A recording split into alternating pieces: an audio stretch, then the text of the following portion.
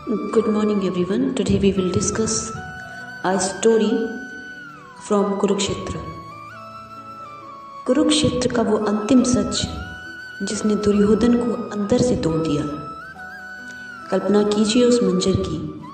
18 दिनों के भीषण रक्तपात के बाद कुरुक्षेत्र का मैदान अब युद्ध भूमि नहीं, शमशान बन चुका था।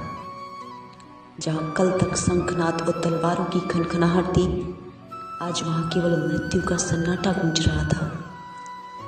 टूटे हुए रथ, हाथियों के शव, रक्त से सनी मिट्टी के बीच कुरुवंश का अभिमानी युवराज दुर्योधन अपनी टूटी जंघाओं के साथ पड़ा था। उसकी सांसें उखड़ रही थी, लेकिन आंखों में पराजय की आग और हृदय में छल का आक्रोश अब भी धधक रहा था। तभी वहां श्री कृष्ण का आगमन हुआ। दुर्योधन ने कृष्ण को देखते ही अपना सारा विष उगल दिया। तुमने छल से मुझे हराया है कृष्ण। यदि धर्म युद्ध होता तो पांडव कभी नहीं जीतते। त्रिलोकीनाथ कृष्ण मंद मंद मुस्कुराए।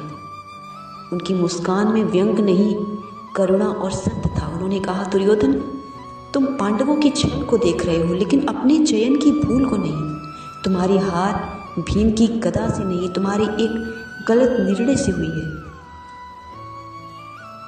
वो एक निर्णय जो इतिहास बदल सकता था। कृष्ण ने उस रात से पर्दा उठाया जिसने मरते हुए दुर्योधन की रूह को कपा दिया। कृष्ण बोले, तुम्हारी सेना में एक योद्धा ऐसा था जो साक्षात काल था, जिसे यदि तुम सही समय पर कमान सौंपते तो यह युद्ध 18 दिन नहीं, केवल एक प्रहर में समाप्त हो जाता। लेकिन तुमने हीरे को छोड़कर कंकड़ पर दांव लगाया। वे योद्धा कोई और नहीं, गुरु द्रोण पुत्र अश्वत्थामा थे। अश्वत्थामा जिसे दुर्योधन ने कभी समझा ही नहीं। दुर्योधन अपनी मित्रता और भावनाओं में इतना अंधा था कि उसने कर्ण पर तो भरोसा किया, लेकिन अश्वत्थामा जो शिव के अंशावतार थे को अनदेखा कर दिया। कृष्ण ने दुर्योधन को उसकी रणनीतिक भूलों का आईना दिखाया।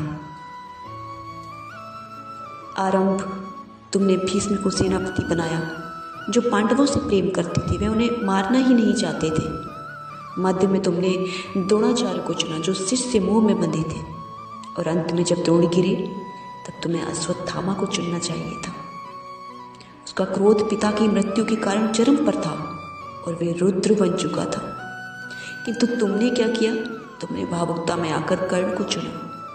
कर्ण वीर थे, दानवीर थे, लेकिन वे मरणशील थे, जबकि अश्वत्थामा अमर थे।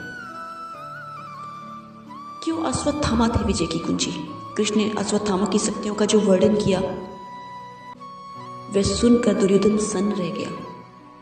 रुद्र अवतार अश्वत्थामा में भगवान शिव का क्रोध और शक्ति समाहित थी। अजय सामर्थ्य, जहाँ कृपाचार्य 60,000 योद्धाओं से लड़ सकते थे, अश्वत्थामा अकेले 72,000 महारथियों को धूल चटाने की क्षमता रखता था।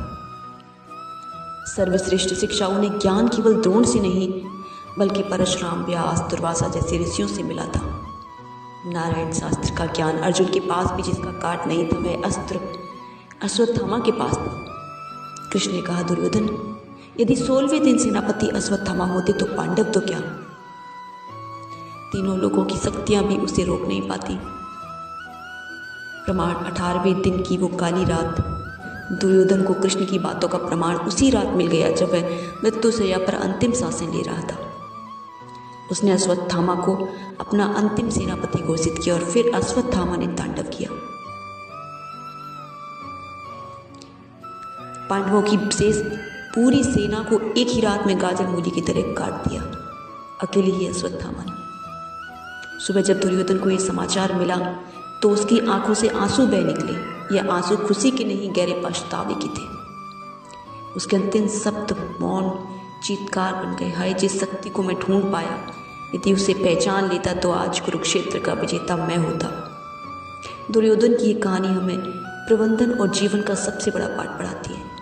संसाधन होना ही काफ़ी नहीं है, सही समय पर सही व्यक्ति की पहचान करना ही असली नेतृत्व है। अक्सर हम भावनाओं, पूर्वाग्रहों में पड़कर अपने सबसे काबिल योद्धाओं को नज़रअंदाज कर देते हैं, और जब तक हमें उनकी कीमत समझ आती है तब तक बहुत देर हो चुकी होती है। क्या आप भी अपने जीवन या टीम में किसी अश्वत्थामा को नज़रअंदाज कर रहे हैं?